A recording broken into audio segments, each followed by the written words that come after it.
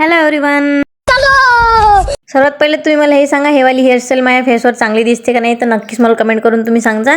आम्ही निघालो होतो रामजी बाबाच्या यात्रेत जायसाठी. मी फर्स्ट टाइमच निघाली होती. एवढा मोठा बंडल भेटलं तर जास्त लागेल ना भाऊ, आता खर्च करायला. इतके मोठे पैसे कुठं ठेवता, चोरी किती झाले तर मग गेलो आम्ही यात्रेत. तसे थोडंसं काम होतं मोर्शीला, तर गेलो होतो म्हणून हे म्हणे चला आता आलोच आहे तर यात्रा पाहून घ्या म्हणे. कारण हे सकाळी तिकडे गेले होते ना संत्र्याची झाडं आणण्यासाठी, यायला नाही का खूप सारी भीड दिसली. मग म्हणे यात्रा आहे म्हणे मोर्शीत रामजी बाबावर, म्हणून मग आम्हाला दोघांना घेऊन गेले होते रौनकला आणि मला. मग मला यांनी एक पर्स घेऊन दिली, कारण की माझ्याकडे जे पर्स होती ना ती रौनकनं नाही का चैना तोडून टाकल्या त्याच्या पूर्ण.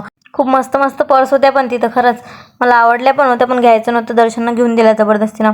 मग नंतर सर्वात जास्त लेकरांचा कल्ला बाजार असते म्हटलं यात्रेत. तिथं झुले बिले असले की लढते बिचारे लेकर, आई बाबा त्याचे बसून नाही देत. आणि फ्लावर्सचं नाही का कुंड्या, हे पण खूप महाग सांगत होते.